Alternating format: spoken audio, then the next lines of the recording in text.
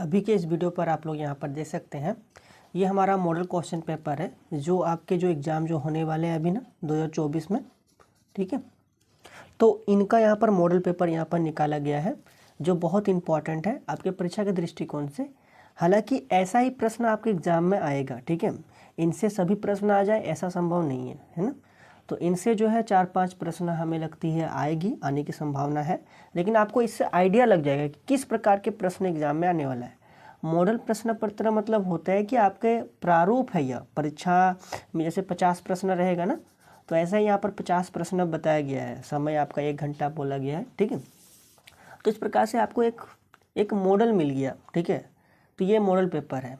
जैसे कि यहाँ पर देखिए, ये हमारा इम्पॉर्टेंट है हालांकि सभी प्रश्न।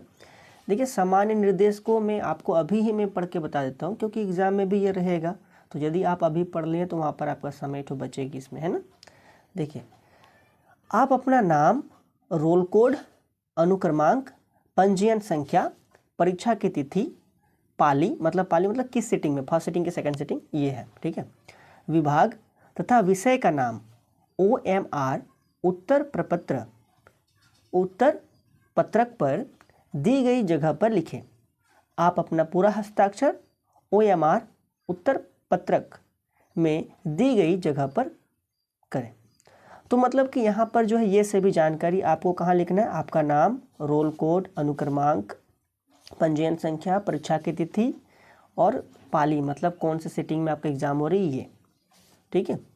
विभाग तथा विषय का नाम OMR पर आपको क्या करना है, लिखना है। तो ये आपको करना है। ऐसे यदि आपको किसी प्रकार कोई परेशानी हो तो आप हाथ खड़ा करेंगे और शिक्षक आपके पास आएंगे, ठीक है। वहाँ पर आपको बता दिया जाएगा, ठीक है। तो आप गलती नहीं कीजिएगा, है ना। जो नहीं आता वे पूछ लीजिएगा, फिर भरिएगा। तो ये सभी हो गया। आपका हस्ताक्षर भी OMR शीट पर करना है। ये तो यहाँ पर ये जानकारी रहा। 2 नंबर यहाँ पर देखिए, कुल 50 बहुविकल्पी प्रश्न यहाँ पर है, मतलब MCQ टाइप के प्रश्न, मल्टीपल चॉइस क्वेश्चन। क्या बोला गया, 3 नंबर निर्देश में आपको दिया गया है, सभी प्रश्न अनिवार्य है, प्रत्येक प्रश्न 1 अंक का है। मतलब सभी प्रश्न आपको बनाना है और प्रत्येक क्या है, 1 अंक का है, ठीक है। 4 नंबर देखिए, प्रत्येक प्रश्न में 4 विकल्प दिए गए हैं। इनमें से सबसे उपयुक्त विकल्प चुनकर उसे अलग से दिए गए OMR उत्तर पत्रक पर सही गोले को काला कर, ठीक है। काला मतलब ब्लैक बॉल पेन का यूज़ करना है आपको OMR शीट भरते समय, ठीक है। उत्तर को सूचित कीजिए, नीला या काला बॉल पॉइंट कलम का ही प्रयोग करें। ऐसे आप काला पेन लेकर के जाइएगा, ठीक है। तो काला पेन ना एक कंप्यूटर में जब चेक होती है तो डिटेक्ट जल्दी होता है, ठीक है। काला रंग ये समझने में जल्दी परेशानी मतलब नहीं होती है। तो ब्लैक पेन से आप लिखिएगा, याद रखिएगा, ठीक है। ब्लैक बॉल पेन आपको परीक्षा में लेकर के जाना है। पेंसिल का प्रयोग नहीं करना है, तो पेंसिल का प्रयोग वर्जित है, मना है। चलिए आगे देखिए, 5 नंबर निर्देश में क्या लिखा गया है। 5 नंबर, परीक्षा भवन छोड़ने से पहले OMR उत्तर पत्रक वीक्षक को लौटा दीजिए।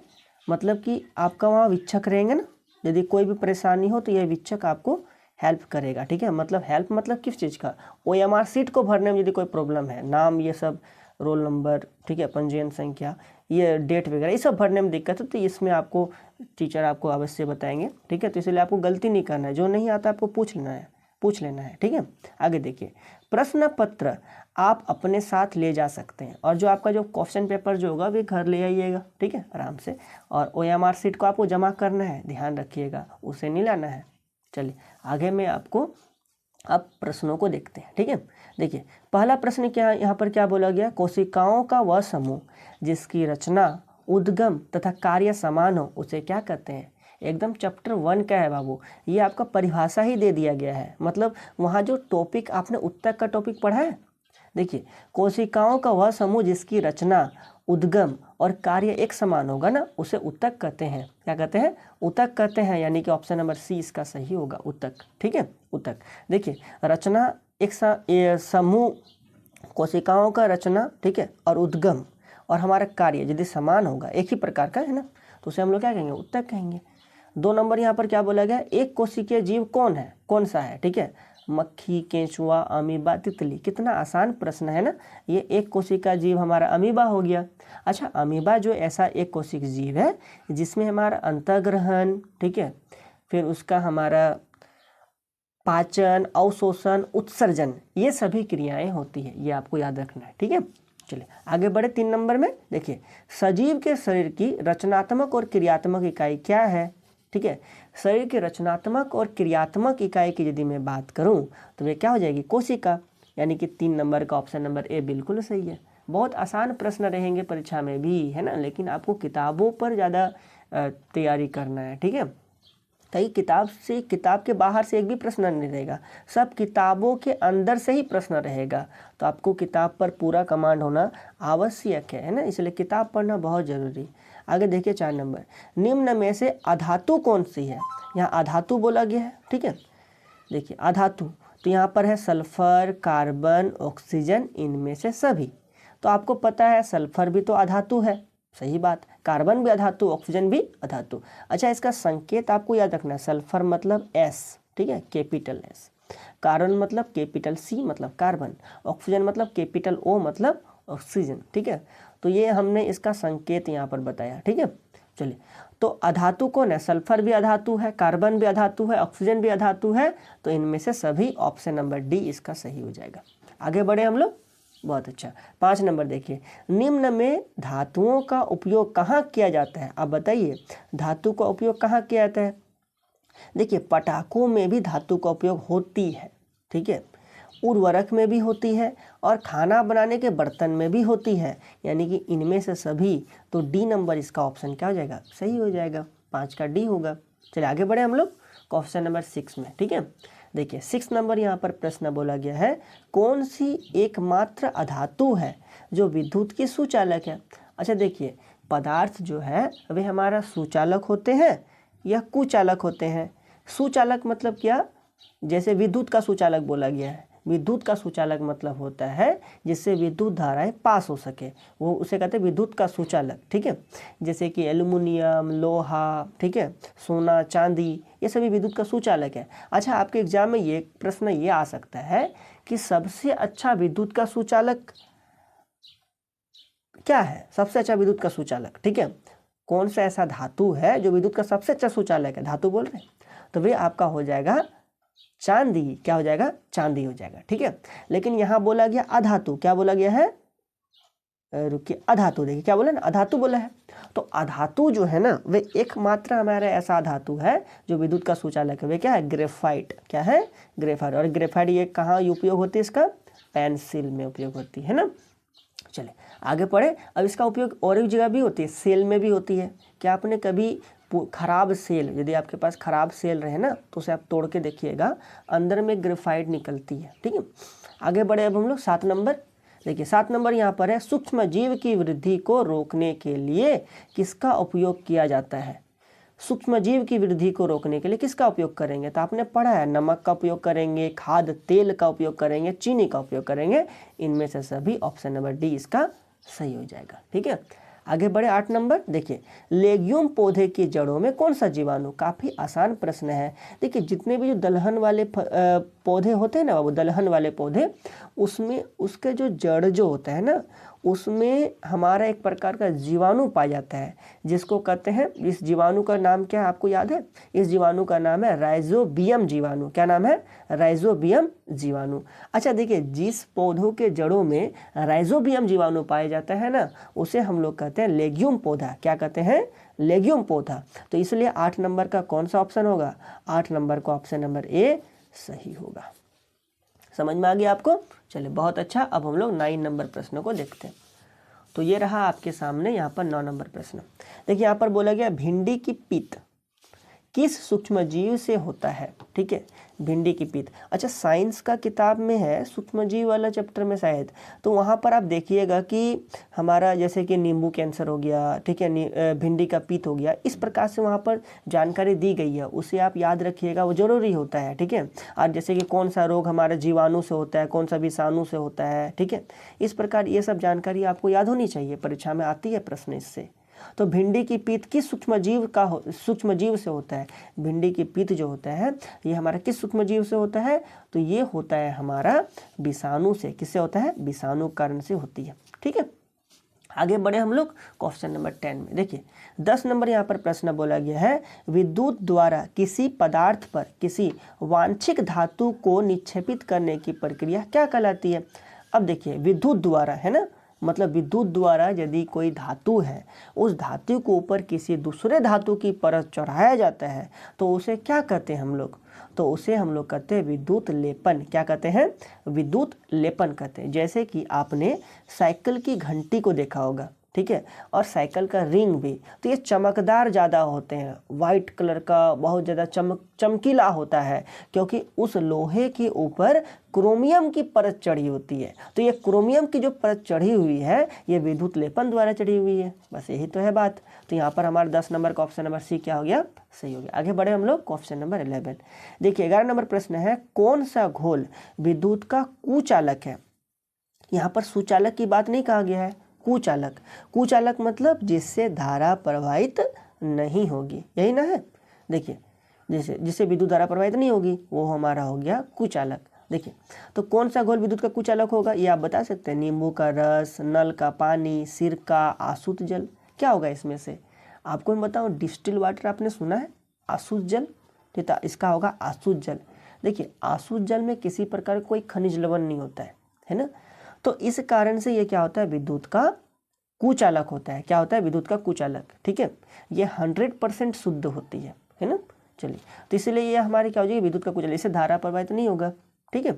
आसुत जल का उपयोग ना ये सभी में होता है, बैटरी वगैरह में होता है ना, आपने देखा होगा बैटरा वगैरह, जो इन्वर्टर वगैरह हो गया, ठीक है, जो वाहन हो गया, इसमें भी उपयोग होती है।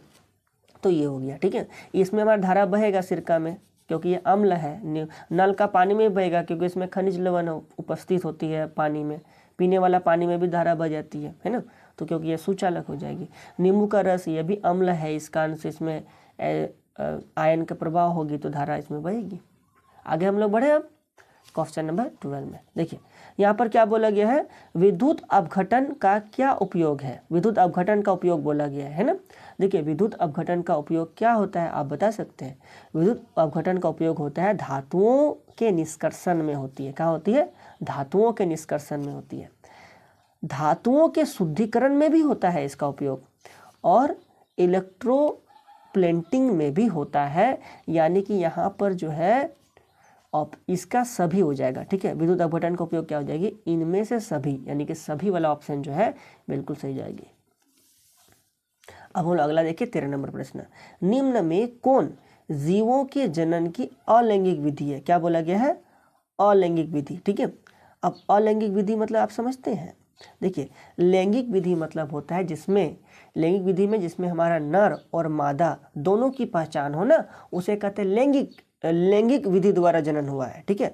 अलैंगिक मतलब जिसमें नर और मादा की पहचान नहीं हो, जैसे कि हाइड्रा में नर और मादा की पहचान नहीं होती है, ठीक है।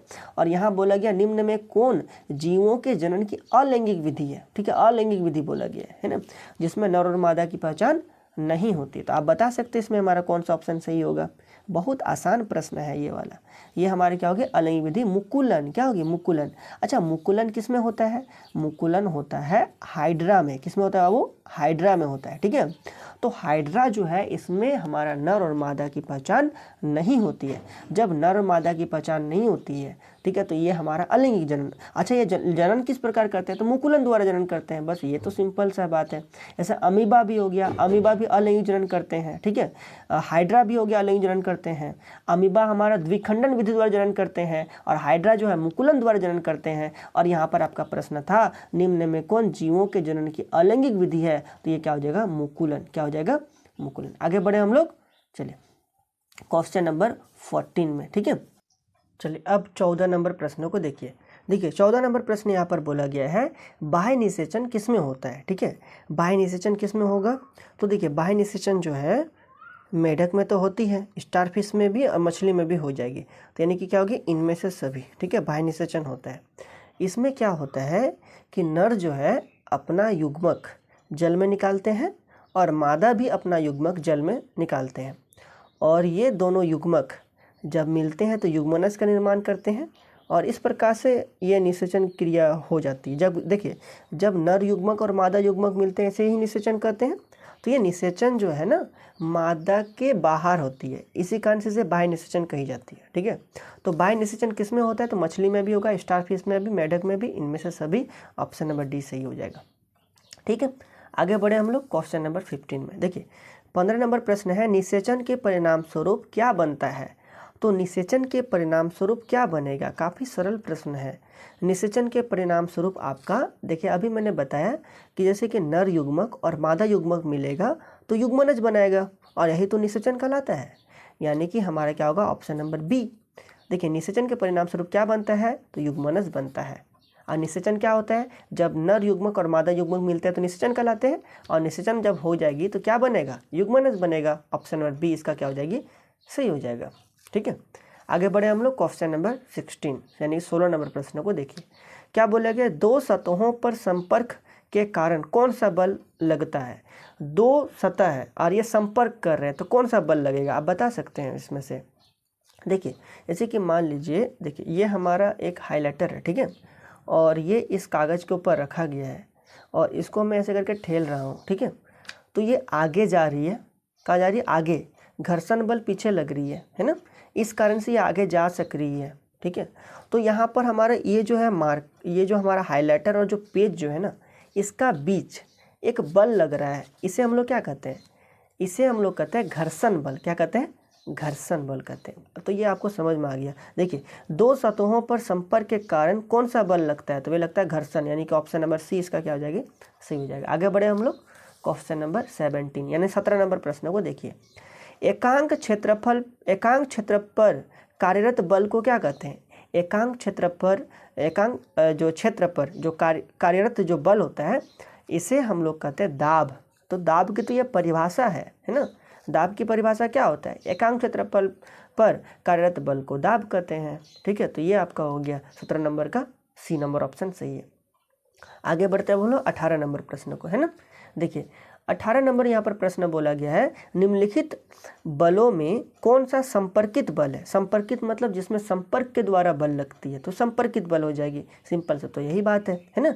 तो यहाँ पर क्या हो जाएगी? देखिए मांसपेशी बल, यही हुआ संपर्कित बल। पहला वाला ऑप्शन में ही मिल गया सही, है ना। जैसे कि मान लीजिए, जैसे देखिए हम लोग जो कुआं से जो पानी खींचते हैं, ठीक है, तो उसमें मांसपेशी द्वारा बल लगता है, तो मांसपेशी बल। आखिर ये किस प्रकार से संपर्कित है कि असंपर्कित? तो कहिएगा संपर्कित बल हो गया।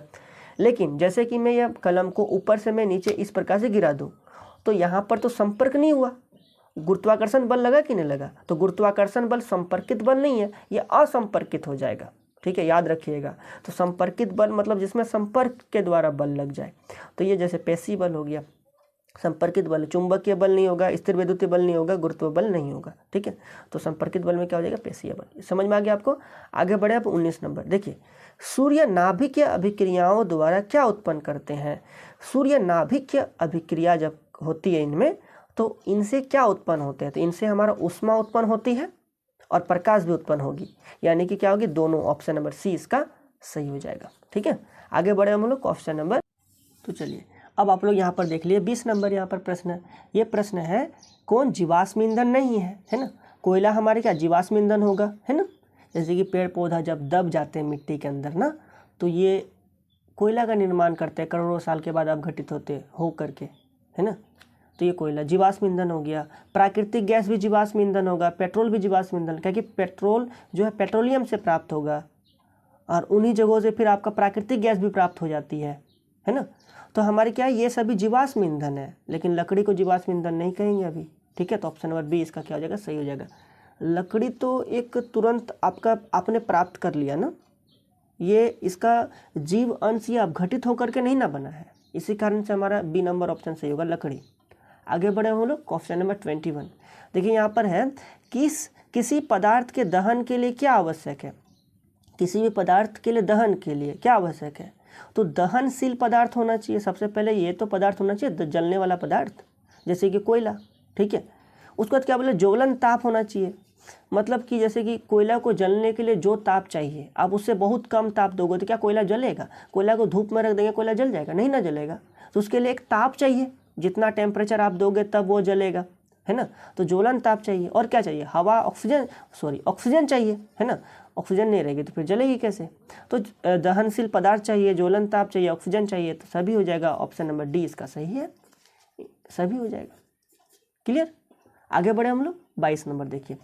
जीवन काल की वह अवधि जब शरीर में ऐसे परिवर्तन होते हैं जिनके परिणाम स्वरूप जनन परिपक्वता आती है, ठीक है। तो वे क्या हो जाएगा, देखिए जनन परिपक्वता आती है, कब से आना प्रारंभ हो जाता है, ये हमें सबसे पहले आप बता दीजिए।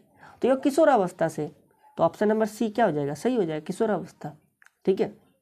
जीवन काल की वह अवधि जब शरीर में ऐसे परिवर्तन होते हैं जिसके परिणाम से जनन परिपक्व आती है, तो वे क्या हो जाएगी, किशोरावस्था। आगे देखिए अब 23 नंबर यहाँ पर प्रश्न क्या बोला गया। क्रोध, चिंता एवं उत्तेजना की अवस्था में कौन सा हार्मोन उत्तरदायी है। किताबों से प्रश्न है ना। देखिए चलिए, तो इसका विकल्प यहाँ है ना, इस एकांश में नहीं है, आपको दिखा। देखिए क्वेश्चन यहाँ पर आपका है, क्रोध, चिंता एवं उत्तेजना की अवस्था में कौन सा हार्मोन उत्तरदायी है। तो कौन सा हार्मोन स्रावित होती है, इस कारण से हमारा क्रोध, चिंता और उत्तेजना की अवस्था उत्पन्न हो जाती है। तो क्या होगी इसका हमारा होगा एड्रीनेलिन। तो यानी कि ऑप्शन नंबर बी इसका सही है, एड्रीनेलिन होगा। तो ऑप्शन नंबर 20 का सही होगा। आगे बढ़े हम लोग क्वेश्चन नंबर 24 में, ठीक है।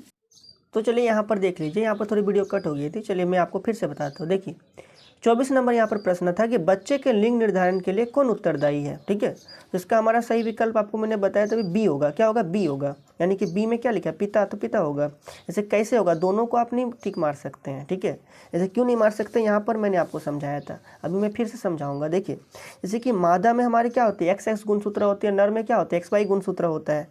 यदि हमारा मादा का X और नर का यदि X आ जाए तो क्या हो जाएगी, XX, मतलब कि मादा यानी कि लड़की जन्म लेगी।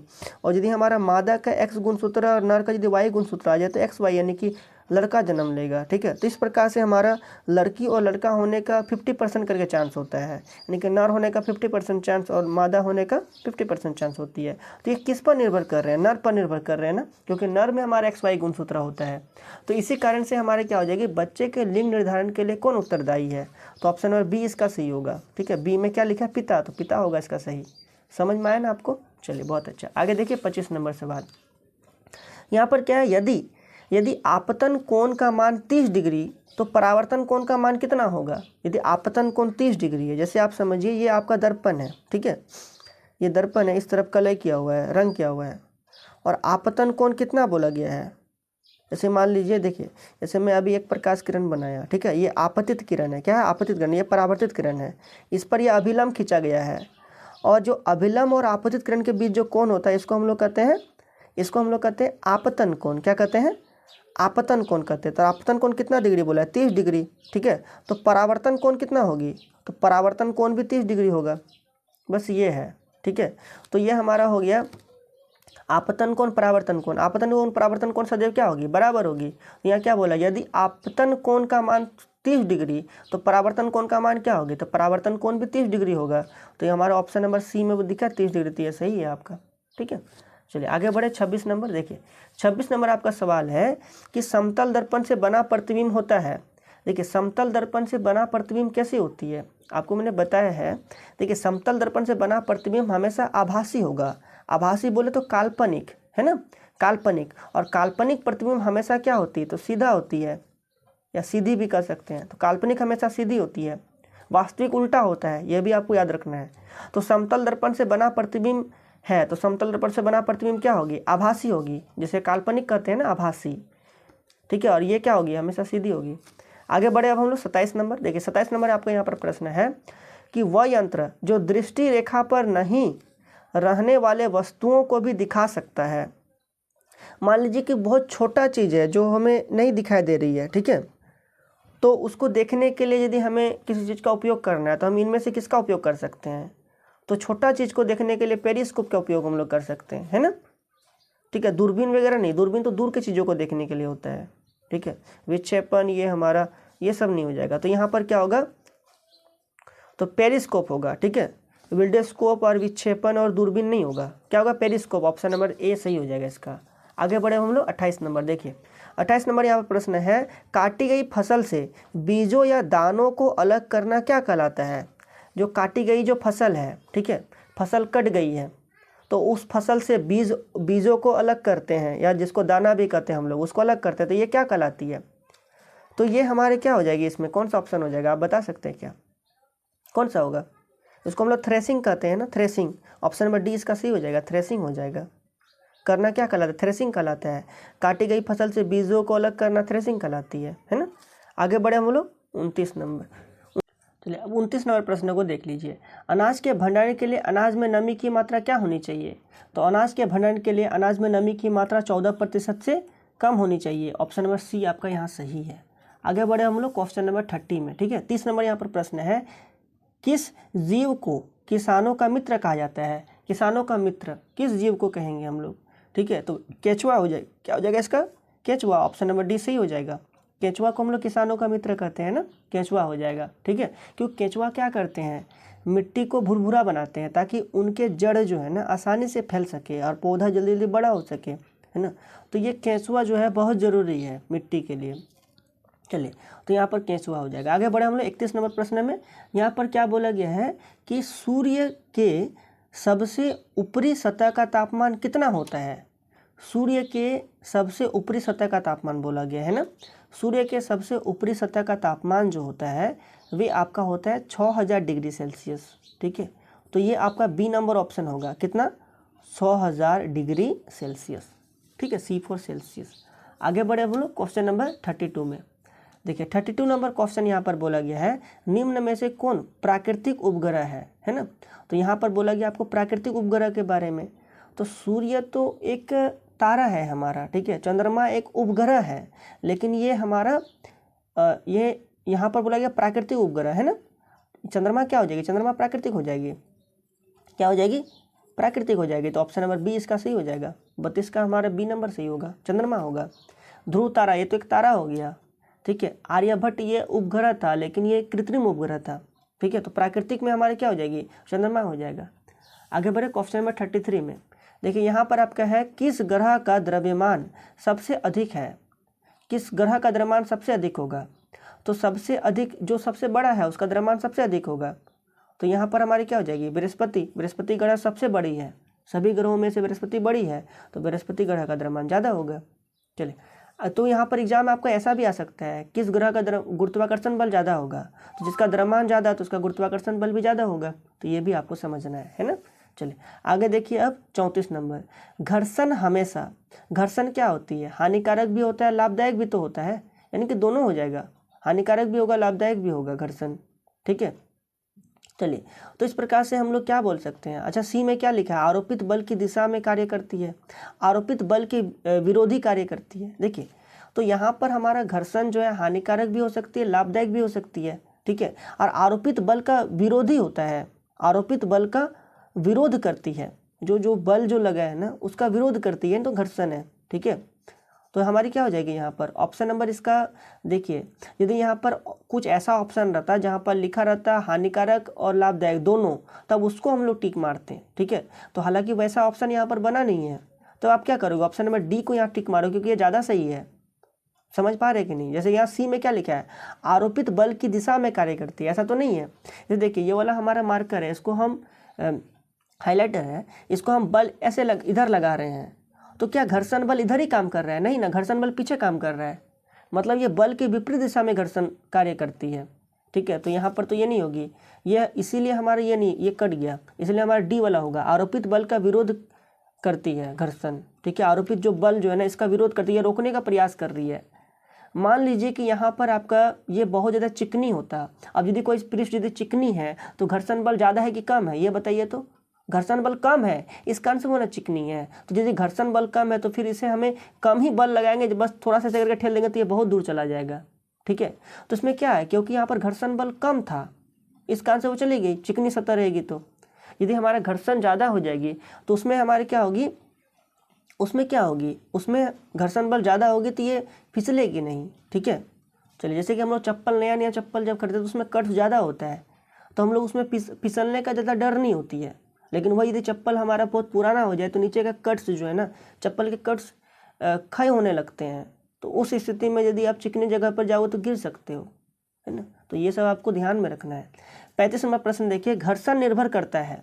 तो घर्षण किस पर निर्भर करेगा? तो घर्षण हमारा पृष्ठ के प्रकृति पर भी निर्भर करेगा और वस्तु के भार पर भी निर्भर करेगा, है ना। किसका भार कितना है और ये पृष्ठ कैसा है, चिकना है कि खुरदरा है, तो इस पर भी तो निर्भर करेगा। इसलिए हमारा क्या हो जाएगा, सी नंबर ऑप्शन दोनों हो जाएगा, ठीक है, दोनों पर, यानी कि इस पर भी पृष्ठ की प्रकृति पर भी और वस्तु के भार पर भी, तो इसलिए हमारा सी होगा दोनों पर, ठीक है। आगे बढ़े अब हम लोग 36 नंबर प्रश्न को देखिए, घर्षण बढ़ने का तरीका निम्न में कौन है? घर्षण बढ़ने का तरीका इसमें से बोला गया कौन है ना। देखिए, तो घर्षण बढ़ने का तरीका, घर्षण बढ़ाना है, यदि हम लोग स्नेह का उपयोग करेंगे तो घर्षण कम हो जाएगी, क्योंकि हम लोग फिसल जाएंगे। घर्षण कम मतलब फिसल जाएंगे, ठीक है। घर्षण ज़्यादा होगी तो हम पिछलेंगे नहीं। जैसे कि देखिए यहाँ पर लिखा बॉल बेरिंग, तो इससे तो घर्षण कम होती है। घर्षण क्या होती है? इससे कम होती है। घर्षण क्या होती है? इससे कम होती है। इस कारण से ये घूम पाती है। जैसे बॉल बेरिंग का उपयोग करते हैं तो पहिया घूम रही गया, या हमारा फैन में भी तो उपयोग होता है, तो फैन ज़्यादा स्पीड घूमेगी फिर, है ना। सतह रुखरा कर दे, यदि हम लोग सतह को रुखरा कर देंगे तो ये घर्षण क्या हो जाएगी? घर्षण क्या हो जाएगी? घर्षण बढ़ जाएगी। अब जब घर्षण बढ़ जाएगी तो हम लोग, जैसे कि मान लीजिए ये प्लेन सतह था तो हम लोग जैसे चलेंगे तो गिर सकते थे, लेकिन यदि वो रुखड़ा सतह है तो हम लोग वहाँ नहीं गिरेंगे, क्योंकि वो चिकनी नहीं है, ये भी आप समझिए, है ना। तो घर्षण, यदि हम लोग का सतह रुखड़ा रहे तो घर्षण क्या हो जाएगी? घर्षण बढ़ जाएगी। जैसे कि आपको मैंने यहाँ पर तो ये बताया, यदि ये चिकना रहता तो ये थोड़ा सा हम लोग बल लगाते तो बहुत दूर चली जाती, लेकिन थोड़ी सी यहाँ पर ये रुखड़ा थोड़ी है, थोड़ी बहुत आप इमेजिन कीजिए, तो इसमें थोड़ा सा हमको कम से कम बल लगाना पड़ रहा है, ठीक है। बल लगाना मतलब पड़ रहा है यहाँ पर थोड़ा अधिक, ऐसे समझिए आप। तो इस प्रकार से, तो यहाँ पर क्या हुआ, घर्षण बढ़ाने का तरीका निम्न में कौन है? तो रुखड़ा सतह घर्षण क्या करते हैं? बढ़ाते हैं। नया नया चप्पल जब खरीदते तो वे घर्षण को क्या करते हैं? बढ़ा देते हैं। नया नया जब साइकिल का टायर होता है तो घर्षण क्या करते हैं? बढ़ा देते हैं। बस ये रहा इसका, ठीक है। तो इस प्रकार ऑप्शन नंबर सी हो गया। आगे बढ़े हम लोग 37 नंबर सवाल को, ठीक है। तो चलिए, तो ये रहा आपका यहाँ पर 37 नंबर प्रश्न। और देखिए यहाँ पर क्या कहती है, देखिए यहाँ पर है, इनमें से कौन संश्लेषित रेशा है? ठीक है, तो यहाँ पर बोला गया संश्लेषित रेशा के बारे में ना। तो संश्लेषित रेशा क्या हो जाएगा, आप बता सकते हैं? सूती, रेशम, ऊन, क्या हो जाएगा? नायलॉन होगा इसका। ऑप्शन नंबर ए सही हो जाएगा, नायलॉन है हमारा संश्लेषित रेशा, है ना। चलिए, ये तो हमारा प्राकृतिक रेशा हो जाएगा ना, तो संश्लेषित रेशा नायलॉन हो जाएगा। आगे देखिए 38 नंबर, निम्न में कौन 4R में नहीं है? ठीक है, तो 4R में इनमें कौन सा नहीं हो जाएगा? ठीक है, देखिए यहाँ पर क्या लिखा है? रिड्यूस, ठीक है। तो रिड्यूस हमारा 4R में आता है। रिड्यूस हमारे किस में आता है? 4R में आता है। रीयूज भी आता है, रिसाइकल भी आता है, रिमूव नहीं आता है बाबू, रिमूव आपने पढ़ा ही नहीं है इसमें, ठीक है। तो हमारे इनमें क्या बोला गया, निम्न में कौन 4R में नहीं है? तो 4R में हमारा रिमूव नहीं है। 4R अब याद रखिएगा, ये हमारा 4R है, रिड्यूस, रीयूज और रिसाइकल, ठीक है। रिड्यूस, रीयूज और रिसाइकल मतलब किसी भी चीज़ों का कम से कम, जैसे कि मान लीजिए प्लास्टिक का कोई वस्तु है, ठीक है, तो उसका कम से कम उपयोग करना चाहिए। या फिर यदि हमारे पास एक ही थैला है तो उसी को हमें बार बार बाजार ले जाना चाहिए, नया थैला का उपयोग नहीं करना चाहिए, ताकि प्लास्टिक ज़्यादा नहीं बढ़ जाए हमारे वातावरण में, है ना। रीयूज और रिसाइकल मतलब क्या, यदि वही सब है तो वही प्लास्टिक को फिर से हमें भंगार वाला को जब देते हैं तो वे क्या करते हैं, उसको रिसाइकल करके उससे दूसरा वस्तु का निर्माण हो जाती है। तो इस प्रकार से, ठीक है। तो हमारे यहाँ पर 4R में क्या क्या, यहाँ पर आपका रिड्यूस हो गया, रीयूज हो गया, रिसाइकल हो गया, लेकिन रिमूव इसमें नहीं है, तो इसलिए हमारी क्या हो जाएगी, इसका ऑप्शन नंबर डी हो जाएगी। आगे बढ़े हम लोग 39 नंबर प्रश्न को देखिए। यदि आपको कोई डाउट है तो आप कमेंट करके पूछ सकते हैं हमें, मैं बताऊँगा आपको। देखिए, इनमें से कौन पिघल जाती है परंतु जलती नहीं है? पिघलेगा कौन, जलेगा नहीं, ठीक है। ऐसा कौन सा चीज़ है जो पिघल जाएगी, जलेगी नहीं? तो ये आपका सवाल है ना। तो क्या हो जाएगी, नायलॉन जो है वे पिघलती है ना। नायलॉन क्या होती है, पिघलती है। ये सब जल जाएगा, लेकिन नायलॉन क्या होगी, नायलॉन पिघल जाएगी। तो 39 नंबर का हमारा ऑप्शन नंबर सी हो गया, 39 नंबर का, ठीक है। अब 40 नंबर देखिए, आवृत्ति का मात्रक क्या होगी? तो आवृत्ति का मात्रक होता है हर्ट्ज, क्या होती है, हर्ट्ज होती है। तो इसलिए हमारे क्या हो जाएगी, ऑप्शन नंबर ए सही है, हर्ट्ज हो जाएगी। आवृत्ति को तो इसी में हर्ट्ज में ही बोली जाती है ना, आवृत्ति। तो आवृत्ति का मात्रक क्या होगी, हर्ट्ज होगी। अब 41 नंबर प्रश्न देखिए, एक कंपन में लगे समय को क्या कहते हैं? एक कंपन में लगा समय, ध्यान दीजिए, एक कंपन में लगा समय बोला गया है ना।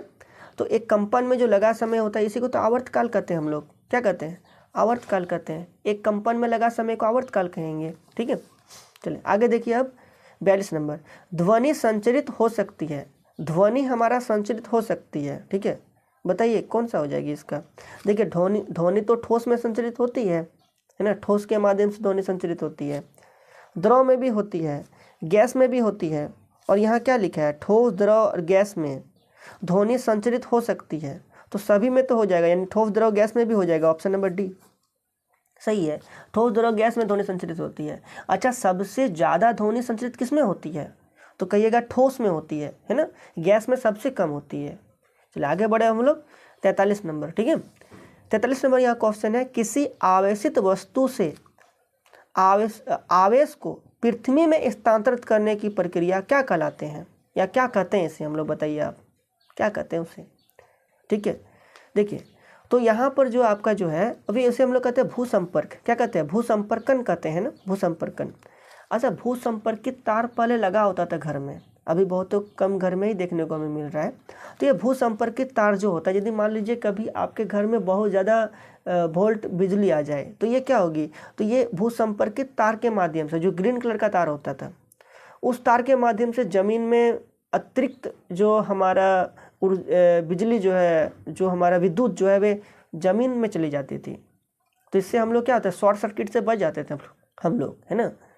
तो ये वाला हो जाएगा, तो यानी क्या होगा, भूसंपर्क, क्या होगा, भूसंपर्कन। ठीक है, तो किसी आवेशित वस्तु से आवेश को पृथ्वी में स्थानांतरण करने की प्रक्रिया क्या कहलाती है, भूसंपर्कन कहलाती है। आगे देखिए अब 44 नंबर, देखिए भूकंप की शक्ति के परिणाम को कैसे मापा जाता है। भूकंप की शक्ति के परिणाम को कैसे मापेंगे, सिस्मोग्राफ में मापा जाता है ना, सिस्मोग्राफ के द्वारा।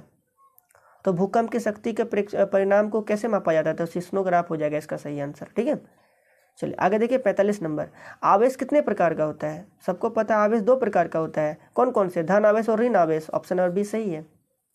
आगे देखिए अब 46 नंबर प्रश्न, वायुमंडल में निलंबित सूक्ष्म ठोस या तरल कण के बादल को क्या कहते हैं। प्रश्न इंपॉर्टेंट है ना। देखिए वायुमंडल में जो निलंबित जो सूक्ष्म ठोस कण जो होते हैं, तरल कण, ठोस या तरल कण के बादल को क्या कहते हैं, तो इसको हम लोग क्या कहते हैं, इसको कहते हैं एरोसोल कहते हैं ना, एरोसोल, क्या कहते हैं, एरोसोल कहते हैं इसे। ठीक है, तो ऑप्शन नंबर बी इसका सही हो जाएगा। आगे बढ़िए अब 47 नंबर प्रश्न, वायुमंडल में ऑक्सीजन गैस की कितना प्रतिशत है। वायुमंडल में ऑक्सीजन गैस जो है वे 21% है, कितना प्रतिशत है, 21%, इसलिए इसका ऑप्शन नंबर बी सही होगा, 21%। 48 नंबर प्रश्न को देखिए आप लोग, देखिए 48 नंबर प्रश्न है, वनोन्मूलन का स्थायी हल क्या है। वनोन्मूलन का स्थायी हल बोला गया है ना, इसका स्थायी हल क्या होगी, तो पुनः वन रोपण होगी, यानी कि पेड़ पौधों को फिर से लगाओ, बार बार लगाना चाहिए हमें, है ना। तो इसी से हम लोग वनोन्मूलन को कम कर सकते हैं, तो ऑप्शन नंबर सी इसका क्या हो जाएगी, सही हो जाएगी। चलिए आगे बढ़े अब 49 नंबर प्रश्न को देखिए, काला सोना किसे कहा जाता है, तो काला सोना किसे कहा जाएगा, आप बता सकते हैं। काला सोना बात किया, देखिए कोयला ही देखते आप टिक मत मारिए, ये नहीं होगा। काला सोना में आपका पेट्रोलियम होगा, पेट्रोलियम होगा इसका बिल्कुल सही, है ना। तो पेट्रोलियम को काला सोना कही जाती है। आगे देखिए 50 नंबर, ये अंतिम प्रश्न है, कौन सा प्राकृतिक संसाधन नहीं है, प्राकृतिक संसाधन नहीं है ये बोला गया है ना। जल हमारा तो प्रकृति से प्राप्त होती है, तो प्राकृतिक संसाधन, हवा भी प्राकृतिक हो जाएगा, सूर्य का प्रकाश भी प्राकृतिक संसाधन हो जाएगा, लेकिन कपड़ा तो मानव निर्मित है, मनुष्यों ने कपड़ा बनाया है ना, तो कपड़ा हमारा मानव निर्मित संसाधन हो जाएगा। ठीक है, ये प्राकृतिक संसाधन नहीं होगा, प्राकृतिक संसाधन नहीं होगा ये कपड़ा, तो इसलिए हमारा ऑप्शन नंबर इसका क्या हो गया, डी वाला सही हो गया। इस प्रकार से यहाँ पर मैंने सभी प्रश्नों को उत्तर आपको मैंने सही बताया। ठीक है, तो आपको एक वीडियो कैसा लगा आप कमेंट के माध्यम से बता सकते हैं। इस वीडियो को ज़्यादा से ज़्यादा आप अपने दोस्तों के साथ शेयर भी कर सकते हैं। तो बस तब अभी इस वीडियो में इतना ही, मिलते हैं अगले वीडियो में, तब तक के लिए बहुत बहुत धन्यवाद।